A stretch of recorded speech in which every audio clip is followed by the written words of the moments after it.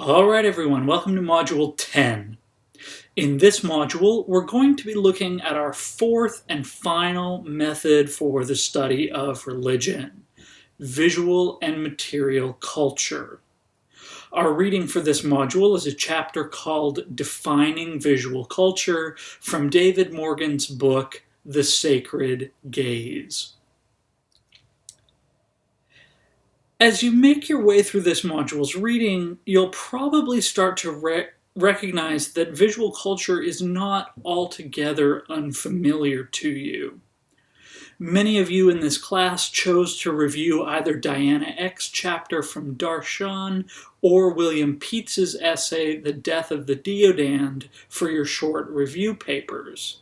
And actually, a lot of people chose to review both of those readings for their review papers. And whether you knew it at the time or not, those readings were all about the visual and material cultures of religion. In Darshan, Diana Eck argued that seeing is a central part of Hindu practice in India. She shows that people often participate in religious services in order both to see a god in the form of an image and also to be seen by the god who's thought to look back at viewers through the image itself. So that reading is all about why this transaction of seeing an image of the god and being seen by the god is so important to Hindu practice. Pietz's essay wasn't so much about visual culture, but it was about material culture. He traced the history of this weird category of object called the deodand. And basically, in medieval and early modern Europe, when an object killed a person, that object was held to be morally responsible, and it had to be given over to the local church in order to pay for its crimes. So it went like this: if somebody owned a wagon and that wagon rolled down a hill accidentally and then managed to accidentally crush a person at the bottom of the hill, killing them, then there would be a trial with church leaders, and if the wagon was found guilty, it would have to be surrendered to the local church so that it could pay off its sins. The whole idea of the deodand was based on this kind of strange, religiously informed way of thinking about objects that's really unlike the way we think about objects today. The modern equivalent of a deodand would be like if the police could file charges against cars when they get in accidents, and then send those cars to jail if they were found guilty. Then add to that the weird idea that objects weren't just considered guilty of a crime, they were considered religiously sinful. And if you think about it that way, that's kind of what a deodand was. It was something that was criminally responsible for its actions and religiously sinful. It's a way of thinking about objects that's just totally unlike the way we think about objects today. So as both the Pietz reading and the Eck reading showed, a lot of religious activity centers around visual images and physical objects. That's really what scholars of religious, visual, and material culture are all about. They're interested in the images and objects of religion. And related to that, they're also interested in how people actually engage visually and physically with images and objects in religious contexts. Scholars of religious visual culture want to understand what people actually think they're doing when they look at an image of a god or a saint. They want to understand what the moment of seeing means to the members of a religious tradition. And they want to figure out why some religious traditions are so cautious about making pictures of holy figures or of gods. And in a similar fashion, scholars of religious material culture want to understand how physical objects are thought to work in religion. They want to figure out the concrete, physical things people do with objects in religious contexts and why people do those things. This approach to religion tends to challenge our modern American culture's understandings of what religion is and how religion works. I think if you were to ask somebody on the street what religion is, they would probably start talking about personal beliefs. I mean, we hear that all the time, right? People don't usually ask, what do you do in your religion? They tend to ask, what are your beliefs about religion?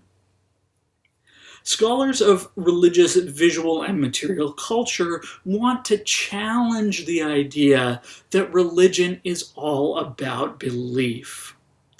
It's not that belief isn't important to these scholars, but they realize that the things people say they believe can only ever tell us a small part of the story of what's happening in a religion.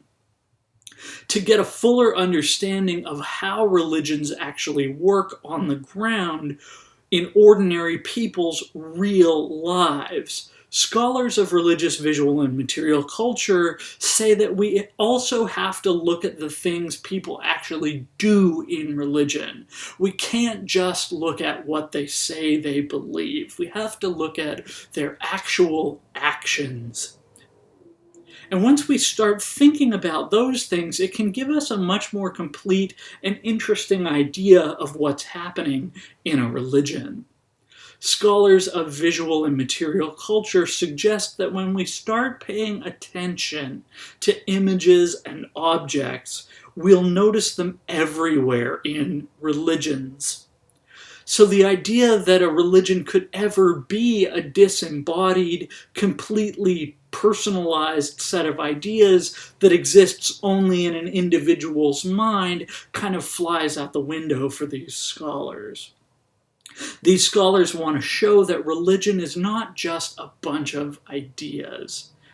They want to show that religion also involves very concrete bodily actions, that it happens in very specific physical spaces, that it involves looking at sacred images in special ways at special times of the week or the month or the year. For these scholars, religion happens in people's physical interactions with objects and images, not just in the disembodied thoughts that they have inside their own heads. With that in the back of our minds, we can start to think about the David Morgan piece that you read, Defining Visual Culture. David Morgan is a professor of American religion at Duke University, and full disclosure, he was actually my PhD supervisor when I was at Duke. So I'm a little bit biased toward his work. But despite my biases, I can say that David Morgan is one of the most prominent scholars in the field of religious studies today. His approach to the study of religion has become extremely influential. And Morgan's path into religious studies scholarship actually tells us a lot about his approach to the study of religion. So Morgan actually did his PhD in art history, not in religious studies. Now, I don't know if any of you have ever taken an art history course, but art historians are practically obsessed with images. They study how painters use paint. They study the symbolism of images. They even study how people interact with images, whether that be in spaces like art galleries or out on the street when they're looking at graffiti. So Morgan found that a lot of the images he wanted to study as an art historian were actually religious images. And in particular, he became interested in mass-produced American Christian images, the kind of cheap pictures that you would find on the kitchen wall of a grandma's house somewhere in America. He wanted to know what made these images special to ordinary people. And he started to think in a very serious way about how people ought to go about studying these kinds of religious images. And one of the big things Morgan helped scholars of religion to realize is that religious images often get misunderstood if we simply lump them together under the term art. When we say that something is art, it tends to have pretty specific connotations. Art implies notions of taste, right? We tend to think that there's good art and there's bad art. Sometimes the word art also implies that an image contains objective standards of beauty, or that you're supposed to look at this image and simply appreciate its beautiful qualities for their own sake. In an even more basic sense, I think, we tend to think art refers to original images that hang in galleries. And all of those things can certainly be a part of religious images, but there's far, far more to religious images than just one-of-a-kind paintings that hang in fancy galleries in places like New York, Chicago, London, or Paris. The religious images that people really tend to care about are often mass-produced images. They're not one-of-a-kind creative masterpieces. They're color print-offs of saints or gods that anybody can buy for a few dollars.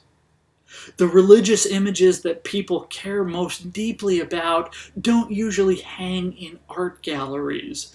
They hang maybe in temples or in churches. They adorn the walls of people's homes, or they hang from the rearview mirrors of people's cars. And when people look at religious images, unlike when they look at art, they don't usually just sit back and contemplate the way a particular painter or photographer created that image. Instead, they do things like they pray while holding an image, or they touch an image of a god to try to receive a blessing, or they speak to the image of a saint and they ask for its help or its healing. This is one of the images that Morgan became famous for studying. It might be familiar to some of you. It's a very common image of Jesus. This image was originally an oil painting, and it was created in 1940 by a man named Warner Sallman. The painting is called Head of Christ. Now, before he hit it big with this painting, Sallman was an illustrator of magazine advertisements. So this image really reflects the artistic style of mid-20th century advertising images. It's not exactly fine art by any traditional understanding. It's not a particularly creative image. Its style is derivative. It's not especially interesting in its subject matter or its composition. But despite all of these things that might make it bad art, this image became extremely popular among American Christians and especially American Protestants in the middle of the 20th century. Morgan found some data to suggest that this image was reproduced a staggering 500 million times. And that was a really big deal for an image that was created before the invention of the internet. This picture was everywhere in America in the middle of the 20th century. People reproduced it on desk lamps, on calendars, on plaques, and on prayer cards, and most commonly they reproduced it on pieces of paper that were put into cheap wooden or plastic frames that would then hang on people's walls. Despite being simply popular, Morgan also tried to figure out what this image meant to people, ordinary people. And so he asked people to tell him, what did this image mean to you? And the answers he got were absolutely incredible, especially because most of the answers came from Protestants who, at least in theory, weren't supposed to use images in their religious practices. One person told Morgan that this was a true photograph of Jesus because she thought it was such a perfect representation of Jesus. Now, just so we're all on the same page, it is truly actually impossible for there to be a photograph of Jesus because photography wasn't invented until over 1800 years after the death of Jesus. But nonetheless, this Protestant woman told Morgan that this was a photograph of Jesus. It was such a perfect likeness of Jesus that it was a photograph. Other people said equally amazing things. Some people said that by hanging this image in their homes, it kept thieves away.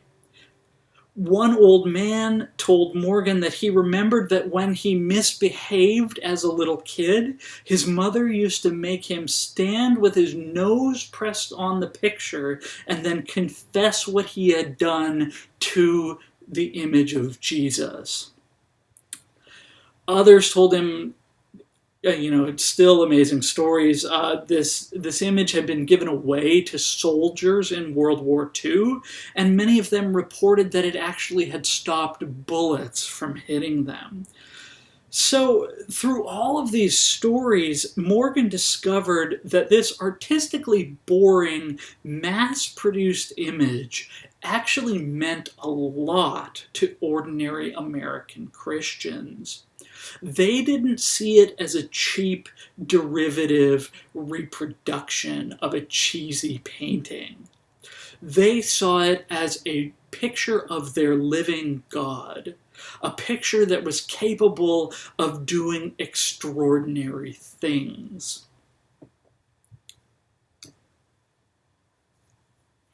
So instead of using the term art to describe religious images, Morgan thinks people need to talk about religious visual culture. And the chapter you've read is all about how he defines visual culture and how he thinks people ought to study visual culture as an aspect of the study of religions. On page 25, which is actually the first page of the reading, Morgan explains what he thinks the study of visual culture is all about. He says, quote, "Human beings create their worlds by visual means, in and by virtue of the pictures they fashion, revere, display, purchase, or exchange.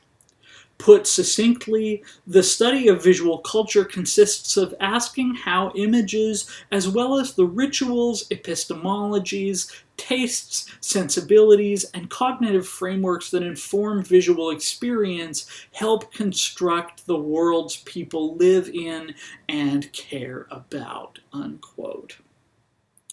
So for Morgan, it's not enough just to study images or art.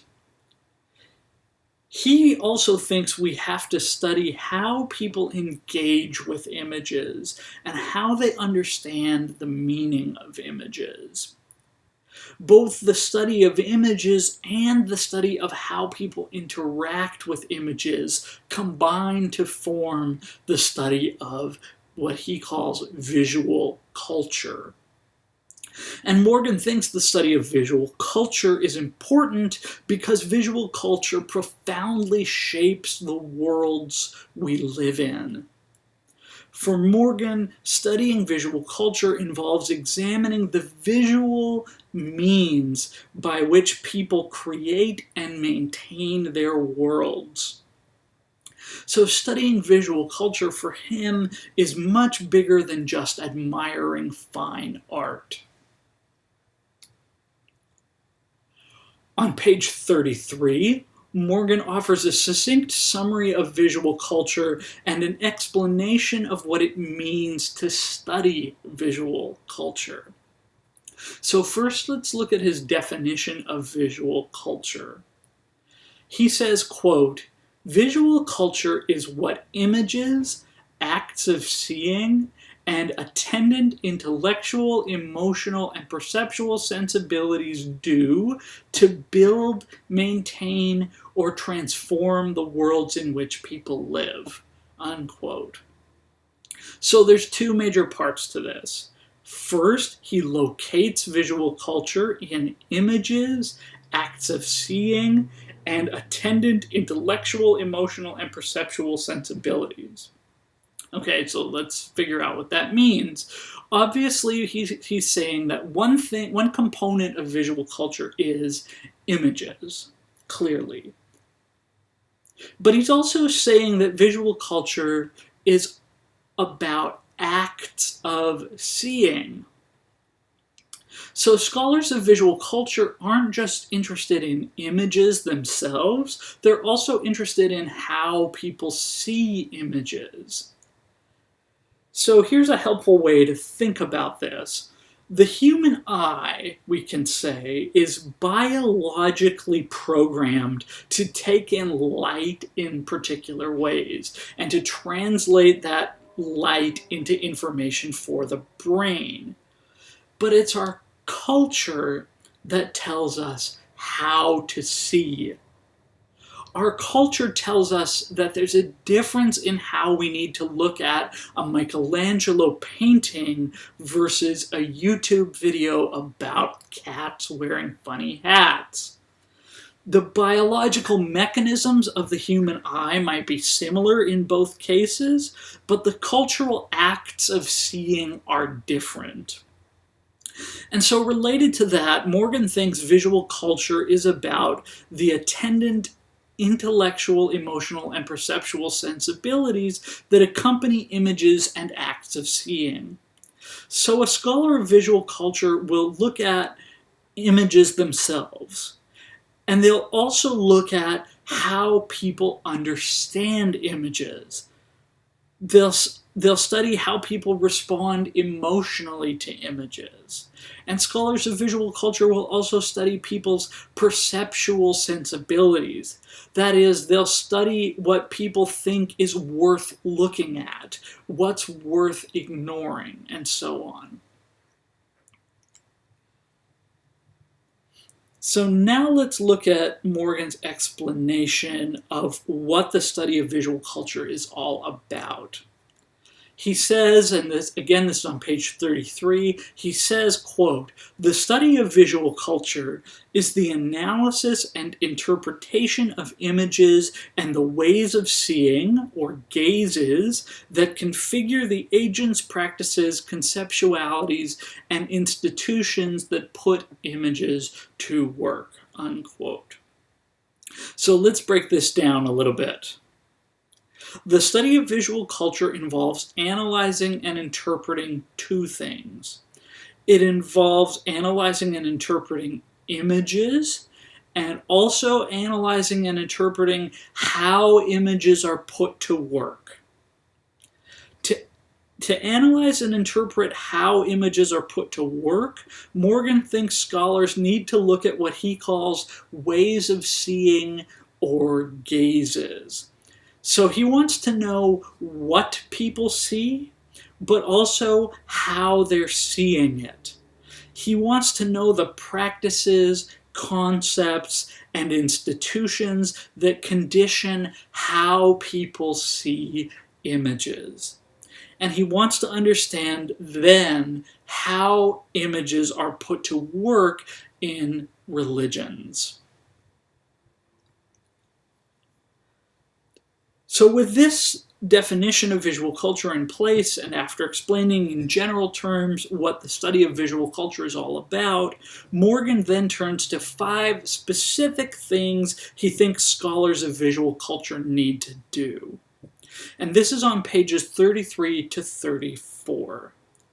First, he says, scholars of visual culture need to examine, quote, any and all imagery, high and low, art and non-art, unquote. Scholars of visual culture, that is, can't assume which images are important or unimportant in advance. They need to study all imagery, whether we think it's art or not. Second, Morgan says scholars of visual culture must scrutinize visual practice as much as images themselves, asking what images do when they're put to use.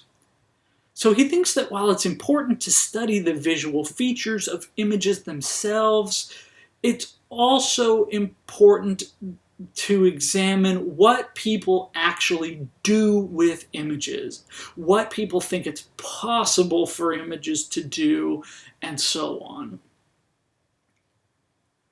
Third, Morgan suggests that in order to understand how images work in a particular cultural context, scholars should use methods like ethnography and reception studies that push from an image toward the social world in which it operates.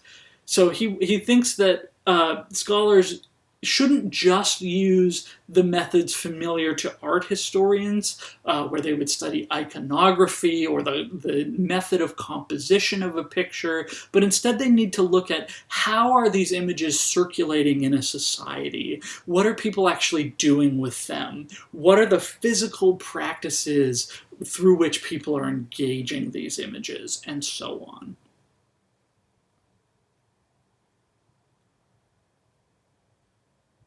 Fourth, he says scholars should look at seeing itself as a cultural practice. So he thinks it's not enough just to study images. Instead, he thinks scholars have to figure out how culture teaches people to see images and understand those images as meaningful. And then fifth and finally, and maybe I think most importantly, Morgan thinks scholars of visual culture need to regard images as evidence for explanation and not as epiphenomena. This is a fancy way of saying that scholars of visual culture need to take images seriously on their own terms. We can't get hung up on what an image means or on the ideas an image supposedly represents. Morgan thinks images themselves are evidence, and they need explanation by scholars in order to make sense. The key thing here is that images aren't just window dressing to some more important thing like beliefs or ideas.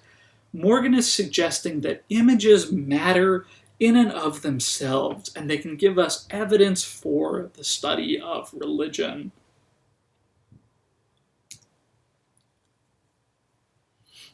So all of this is important when it comes to actually using visual culture to understand religions. For Morgan, visual culture is an extremely useful way for scholars to study religion. Scholars can study images as significant evidence of how people practice their religions. The visual features of an image itself can tell us what religious people think is worth representing. The visible elements of an image can also tell us what an image is about and how it relates to other images in this tradition. Images can tell us what matters to the people who belong to a particular religious tradition. But the other aspects of visual culture are just as important to the study of religion. It's not enough for us to say this is a picture of a deity because it shares common iconographical features with other images of this deity. Morgan thinks it's also necessary to think about how images contribute to the building and maintaining of a religious world. That means that scholars of visual culture need to look not only at the visual elements of religious images, but also how those images are actually put to use in religious practices. He says scholars have to think about the things people do with religious images, such as holding them, touching them, praying to them, asking questions of them, or carrying them in processions. Religious images are often very interesting to scholars because members of a religious community will often say that their special religious image can do things that ordinary images can't do.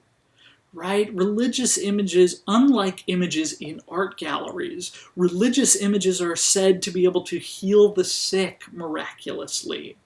Some religious images are thought to be living beings by the members of a religious community. People will offer food and clothing and other things like that to their religious images because they consider those images to be alive.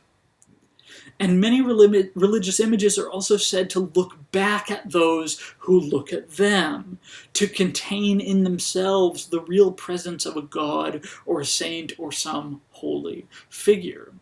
So what Morgan is saying is kind of two things. On the one hand, images are extremely useful to those of us who want to study religions because they give us evidence of the ways people actually practice their religions. But on the other hand, religious images are especially interesting to scholars of images because religious images are thought to be able to do all kinds of things that most images don't do.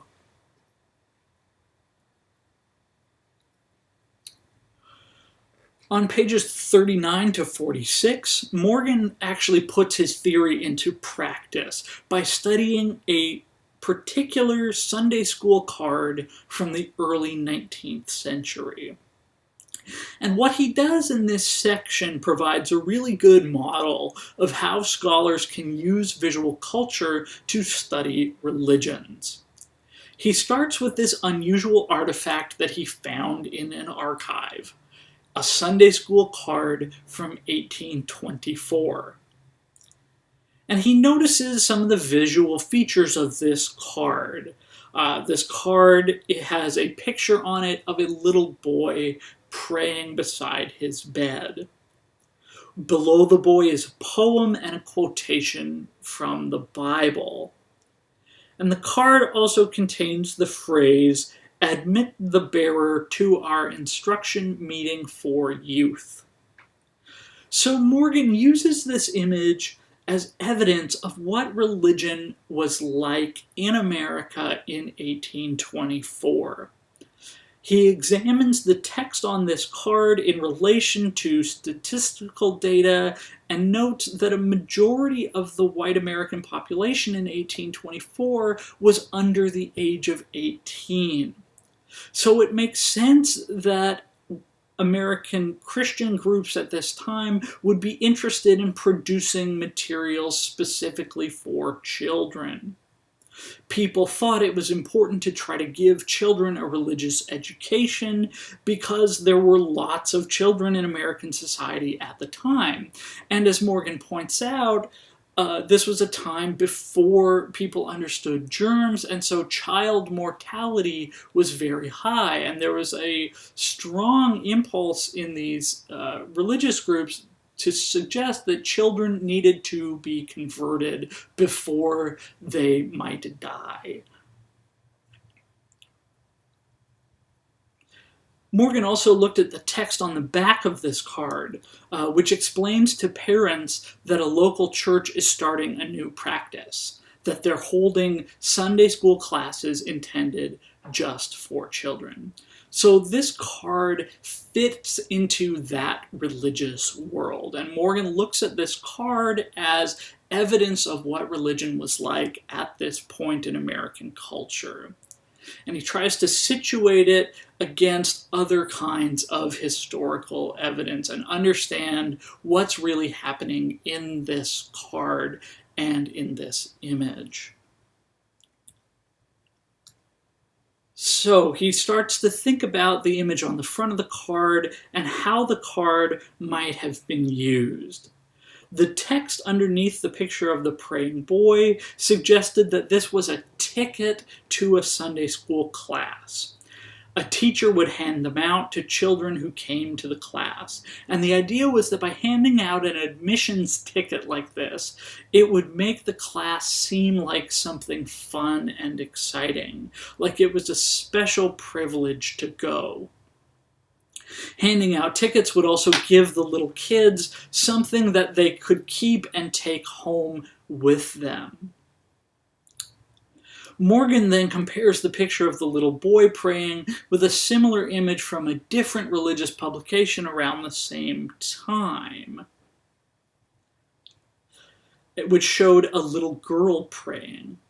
And he looks at where the light is coming from in both images. He looks at the setting of both images and the postures of the figures in both images, as an art historian might do, and he determines that the two scenes are iconographically similar. So he concludes from that people at this time must have thought boys and girls needed to perform roughly the same religious activities while they were very young.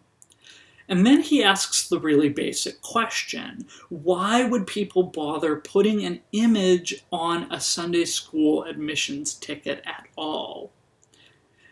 And it turns out that he was actually able to find a manual that explained how people were supposed to use this card. And the manual had a clear explanation for why this card had an image on it. Images, it said, help children to learn. So, from all of this information that he's gathered, Morgan got a pretty clear picture of what was happening with the image on that little card. On the bottom of page 45, he argues that, quote, not only did they magnify the importance of the meeting in the minds of children, images, in their unique power to intensify learning, also brought something to learning that texts did not. Images possessed a rhetorical power, not so much a content, but an effect greater than mere words, according to Protestant pedagogues, unquote. So in other words, what he was saying is Christians in the 1820s put images onto these kinds of cards because they thought it gave the card something special, something that words alone could not provide. And they wanted the card to appeal to little kids, so they put a picture on it because they figured kids like pictures. Morgan's text is quite a bit more theoretically heavy than a lot of the stuff that we've read in recent weeks, but I still think it's worth thinking about how his work is significant in terms of method. One of the very important claims that he's making in this chapter is that images can't be reduced to words or ideas. Images are significant in their own right. Images are evidence of religious activity in their own right. And that's crucial when we think about how images work in religious contexts. Very often, people who don't really understand visual culture will say that images are just illustrations of religious ideas or religious beliefs. In such a reckoning, the ideas come first and the images are always less important. Morgan is suggesting that scholars shouldn't think that way. He thinks images matter on their own. Religious people don't do the things they do with images simply because they believe or think something. The content of religious texts, such as the Torah or the Quran or the Bible, can't always explain why religious people do the things they do with images. Images have a logic of their own. In religious contexts, images are often thought to have a power of their own. So images aren't secondary to words and ideas. Sometimes what people actually do with images on the ground is different than what their tradition's official beliefs or sacred texts tell them to do. So, following Morgan's method, a scholar of visual culture would look at a religious group's images themselves and try to figure out what people actually do with them. So, as an example of how this works in practice, Islam offers some really interesting examples of why it's important to consider visual culture in its own right, rather than assuming that images are just secondary to texts or ideas. Many people know that Islam has some prohibitions on images. The one that's often in the news is we tend to hear people saying that Sunni Muslims consider it taboo to create a visual representation of the Prophet Muhammad. In some Muslim communities in the past, this prohibition on images went even further. It was considered very taboo to create any kind of representational image of a living being. Because people worried that such images could easily become idols. So that meant that people thought it was wrong to make images that represented God or human beings or even animals. But even in those communities that had these really strict prohibitions on images for religious reasons, people on the ground still created images.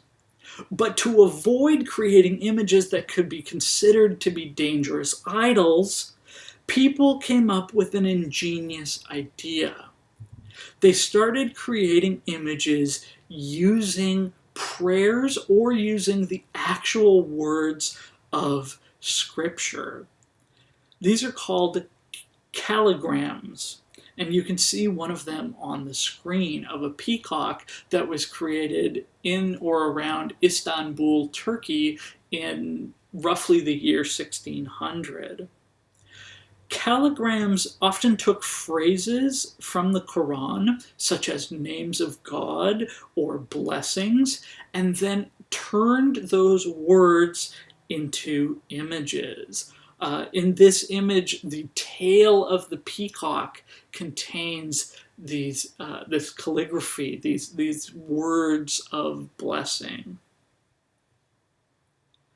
So if scholars simply accepted the idea that Muslims don't allow images, Muslims don't believe in images, they would miss out on the significance of very interesting religious images like these calligrams. Following Morgan's method of studying visual culture, we would have to try to locate a calligram into the historical context where people actually used it. We would have to study common features that these images share, and we would have to recognize these images as evidence of the ways people built and maintained their religious world. So that's all for this module. In the next module, we'll continue to look at visual culture as a method of studying religion. And our next reading deals with the fascinating topic of how people in religious contexts try to see the invisible, how they use images to connect themselves with spirits, gods, and other invisible powers. So have a good week, everyone, and please email me if you have any questions about our material for this week, or if you have questions about your final papers.